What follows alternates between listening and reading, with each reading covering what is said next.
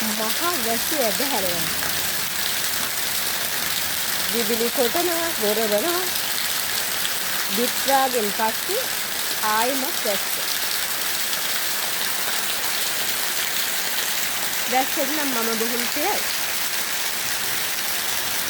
රැකියාවට යන අයට තමයි මෙතන ගොඩක් ගැටලුවක් වෙන්නේ. පාසල් යන ළමයන්ට. ඔයගොල්ලෝ ඉතින් වැස්සට කැමති නෑනේ. හැබැයි මම නම් ටිකක් කෙනෙන්නක් කැමතියි. මම වැස්ස කියන්න නෙවෙයි මේ වීඩියෝ එක කරන්නේ. මම මේ නගරේ ඒ කියන්නේ කොළඹ පුරවරයෙන් බොහොම ඈතට ඉන්නේ. එහෙම ඉඳගෙන ඕගොල්ලන්ට කොළඹ පුරවරය ගැන තමයි කියන්නේ. ඔයාලා දන්නවද කොළඹ පුරවරයේ තියෙන මුහුදට ගලා වසින ගංගා ගැන? මම ඒ ගැන තමයි ඔයාලට දැනුවත් කරන්න හදන්නේ.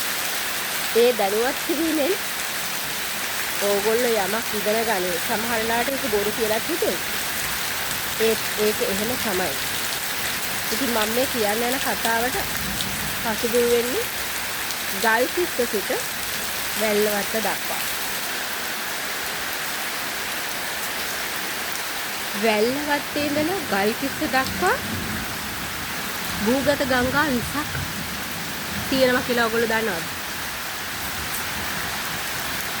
ආණ්ඩුව මේ ගැන හරිනම් ඒ ප්‍රදේශ ජනවස්ථාව දැනුවත් කරන්න ඕන කියලාමයි මම හිතන්නේ. සමහර වෙලාවට දන්නවත් ඇති. පසුගිය කාලේ ඒ ගැන පරීක්ෂණ සිද්ධ වුණා. සමහර ගල්කිස්ස පැත්ත අතහැරන වෙනත් ප්‍රදේශ වලටත් ගියා. මොකද ටික ටික පොළව ගිලා බහිනවා කියලා ඒගොල්ලෝ යම් අවස්ථාවලදී අත්විඳලා තිබුණා. ඉංජිනේරවරු ඒ ගැන පරීක්ෂණයක් පවත්වලා තිබුණා. හැබැයි ඒ ගැන ප්‍රසිද්ධ කරාද කියලා මම දන්නේ නැහැ. ඇත්තනම් ඒ ගංගා 20 කොහොම ඉඳලාද ගලන්නේ කියලාද දැන් හිතන්නේ. අපේ රටේ යටත් විජිතයක් වෙනකොට අක්කර 4000ක භූමි ප්‍රමාණයක කොළඹ තිබිලා තියෙනවා වැවක්. කොටුව දුම්රිය ස්ථානයේ එනේර මුල්ල දක්වා තවත් එහාට මම හිතන්නේ ගල්කිස්ස දක්වා මහරගම ප්‍රදේශයට ඒ ගංගා ඒ වැව විහිදිලා තිබුණා කියලා තමයි මම දැනුවත් වෙලා තියෙන්නේ. යම් අවස්ථාවකදී සුද්ධ නගරය ගොඩනගන්නේ ඒ වැව සහ වගුරු බිම ගොඩ කරනවා. එඬේර මුල්ල දක්වා දුම්රිය මාර්ගයේ හදන වෙලාවේ එඬේර මුල්ලේදී දුම්රිය මාර්ගය දිගේ ගමන් කරපු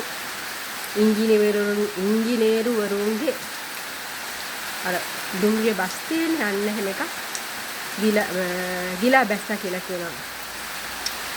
ඒක සත්‍ය කතාවක්. ඒක අපේ මේ වෙලා තියෙන දුම්රිය ස්ථාන ගොඩනැගීමේ කතා වලදී ඉතිහාසයට එකතු වෙලා තියෙනවා. ඉතින් මේ රේල් බස් එක යට වුණාට පස්සේ ගොඩ ගන්න බැරි වෙලා තියෙන්නේ. මොකද ඒක ගියතනක් හොයාගන්න බැරි තරම් ගැඹුරු ප්‍රපාතයකට තමයි එරිලා තියෙන්නේ.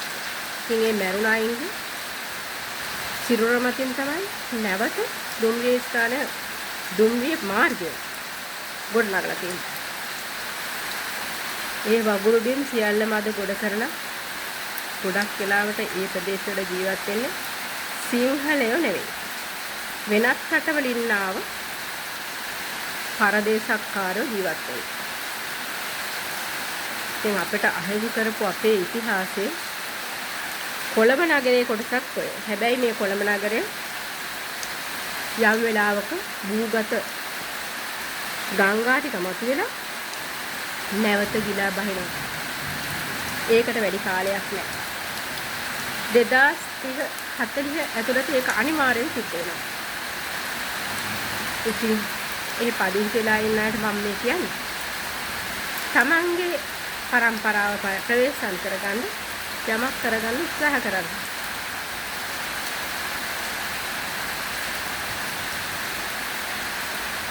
ඔයාලා ජීවිත බේර ගන්නවද?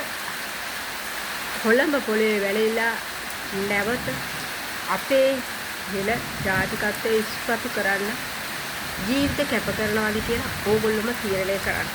තෙරුවන් සරණයි.